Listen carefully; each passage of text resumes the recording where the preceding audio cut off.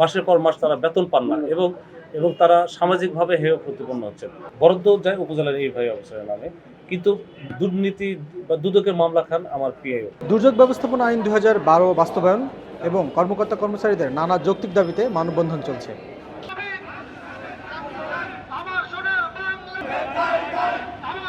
সার্বিকভাবেও আমরা আন্দোলন করছি, সেটা হলো আমাদের উপজেলা পর্যায়ে যে পিআইও পদ রয়েছে এবং জেলা ত্রাণ প্রকৌশল কর্মকর্তা রয়েছে, এই পদগুলো আপগ্রেডেশন এবং পদ পরিবর্তন। এছাড়াও আমাদের যে ২০১২ সালের আইন যেটা বাস্তবায়িত হয়েছে, এই আইনের আলোকে একটি অর্গানোগ্রাম এবং নিয়োগ বিধি, এটা অদ্যাবধি বিগত ১২ বছরেও সম্পন্ন করা সম্ভব হয়নি। সেটি আমরা দ্রুততার সাথে এটা বাস্তবায়ন আমরা চাচ্ছি। মানে ২০১২ সালে যে আইনটি হয়েছিল সেটি হচ্ছে বাস্তবিক অর্থে কোনো প্রয়োগ হয়নি। আইনটা প্রয়োগ হয়েছে, কিন্তু আইনের আলোকে যে আমাদের নিয়োগ বিধি, কর্মকর্তা কর্মচারী যে নিয়োগ বিধি এবং অর্গানোগ্রাম তৈরি করার কথা, জনবল কাঠামো যেটা বাংলাদেশ, এটা অদ্যাবধি সফল হয়নি, দীর্ঘ ১ যুগ অতিবাহিত হওয়া সত্ত্বেও। ইভেন আমরা এখান থেকে যে পদ্ধতিগতভাবে এটাকে আমরা প্রশাসনিক মন্ত্রণালয়ে পাঠাই, কিন্তু অজ্ঞাত কারণে দুর্যোগ ব্যবস্থাপনা ত্রাণ মন্ত্রণালয় সেটা সেভাবে পড়ে থাকে, ফাইল একবার উপরে ওঠে আবার নিচে আসে। অর্থাৎ আমাদেরকে এটাকে বাইপাস ইচ্ছাকৃতভাবে আমরা ধরে নিয়েছি, ইচ্ছাকৃতভাবে ডুবিয়ে রাখবার জন্য এই কাজটি করানো হয়। ফাইল একবার উপরে ওঠার পর সেখানে আলাপ করুন বলে নিচে আসে, এই আলাপটা কে করবে, কতদিন পর করবে, এটা অদ্যাবধি সম্পন্ন হয় না এবং এটাকে সুপরিকল্পিতভাবে আমাদেরকে ডুবিয়ে রাখা হয়। গ্রামীণ অর্থনীতি সচল রেখেছে দুর্যোগ ব্যবস্থাপনা এবং ত্রাণ মন্ত্রণালয়। আমাদের হাত ধরে গ্রামীণ অবকাঠামো নির্মিত হয়েছে, দেশে 80% সড়ক নেটওয়ার্ক আমাদের তৈরি করা এবং গ্রামীণ যেসব মসজিদ, মাদ্রাসা, শ্মশান, নারীর ক্ষমতায়ন, শিক্ষা প্রতিষ্ঠান, এমন কোনো প্রতিষ্ঠান নেই যেখানে আমাদের এই ডিপার্টমেন্ট কাজ করে নেই এবং সারা বিশ্বে বাংলাদেশ দুর্যোগ ব্যবস্থাপনায় রোল মডেল।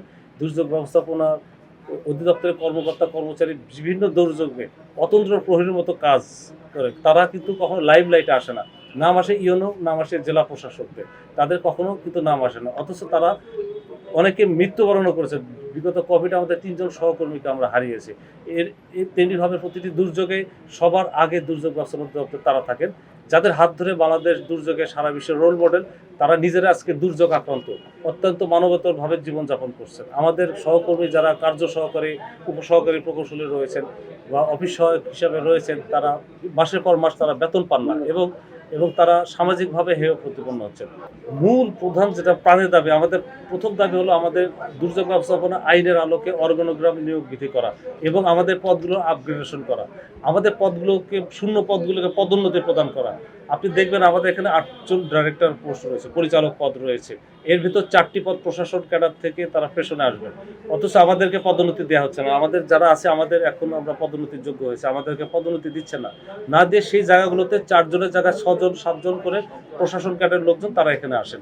আমার পরামর্শ হলো যারা এখানে আসবেন নিয়মভুক্তভাবে তারা আসবেন এখানে, নিয়ম বহির্ভূতভাবে শুধুমাত্র যুগ্ম সচিব এই যোগ্যতার আলোকে পাঠালে এই রিস্কে থেকে যায়। তারা প্রকিউরমেন্ট জানেন না, পিপিআর সম্পর্কে হয়তো প্রাথমিক জ্ঞান আছে কিন্তু তাদের সম্যক জ্ঞানটা নেই, হ্যাঁ কারিগরি জ্ঞানটা নেই, তাদের ইজিপি যে পোর্টাল, যে ওয়েবসাইট পরিচালনা করবে তার দক্ষতা নেই, ইপিএমএস চালানোর মতো দক্ষতা নেই, বেনিফিট কস্ট রেশিও তারা জানেন না।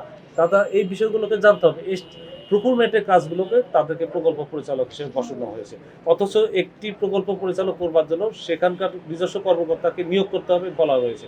আমাদের এখানে আমাদের নিজস্ব পরিচালক রয়েছে যারা দক্ষ, সুদীর্ঘকাল এসব কাজ করে এসেছেন, তাদেরকে দেওয়া যেতে পারত, তাদেরকে পদোন্নতি দিচ্ছে না, দেবে কি করে? ইলিজিবিলিটি নাই, অথচ একদম আমাদের সক্ষমতা রয়েছে।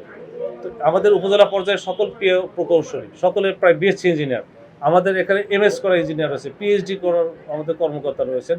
দুর্যোগ ব্যবস্থাপনায় তারা পরীক্ষিত কর্মকর্তা, তাদেরকে তাদের নির্দিষ্ট জায়গায় দেয়া হচ্ছে না। ডিজাস্টার ম্যানেজমেন্টগুলো আপনারা করছেন এবং উপর লেভেলে যারা আসছে, সে যারা কার্যক্রম পরিচালনা করছে, তারা যদি ডিফল্ট করছে, দায়ভারটাও আপনাদের উপর আসছে। Yes, all credit goes to the officials, higher officials, but this credit exclusively আপনাদের সাথে। আমাদের উপজেলা পর্যায়ে পিওদের যেসব কাজ করছেন, বরাদ্দ যায় উপজেলার এই ভাই অফিসারের নামে, কিন্তু দুর্নীতি বা দুদকের মামলা খান আমার পিআইও, অথচ পিআইওর এখানে কিছু করবে নাই। বিল পাস হয় ইউনোর নামে, অডিট আপত্তি খান পিআইও, তার পদোন্নতির ক্ষেত্রে এগুলোকে চেক আউট করা হয়। জেলা প্রশাসকের নামে বরাদ্দ হয়, সেখানে ডিআরও রয়েছে। আমাদের প্রত্যেকটি বিষয়ে আপনার এত বৈষম্য রয়েছে যে আপনার একটা দিনের প্রোগ্রাম আমাদেরকে নিয়ে করলেও এটা শেষ হবে না। আমরা আসলে অনেক কিছু বলতেও পারি না ভয়ে। আমরা এখন একটা সুযোগ পেয়েছি, সারা দেশব্যাপী যে ছাত্র জনতার যে আন্দোলনের ফসল বর্তমান সরকার, বৈষম্য বিরোধী যে সংস্কার চলছে, আমরা চাই আমাদের এই বৈষম্যগুলো নিরসন হোক। আমরা প্রশাসন কাদের বিপক্ষে না, তাদের যোগ্যতা রয়েছে, সক্ষমতা রয়েছে, কিন্তু যিনি যে বিষয়ের জন্য দক্ষ তিনি সেই কাজটি করবেন। আপনি একজন গাড়ি চালককে তারা বিমান পরিচালনা করতে পারবেন না, এটি কখনো সম্ভব না। উপপরিচালক পদ, সহকারী পরিচালকের পদ, উপপরিচালকের পদ ফাঁকা রয়েছে। এক একজন ডিডি তিনি 5টা 7টা 3টা 4টার দায়িত্বে রয়েছেন, একজন পরিচালক একাধিক অনুবিভাগের দায়িত্বে রয়েছেন। কেন এটা কেন করতে হবে? আমাদেরগুলোকে পদোন্নতি না দিলে আমরা চাচ্ছি আমাদের যেগুলো পদোন্নতি দেবে না সে পদগুলো ফাঁকা থাকবে।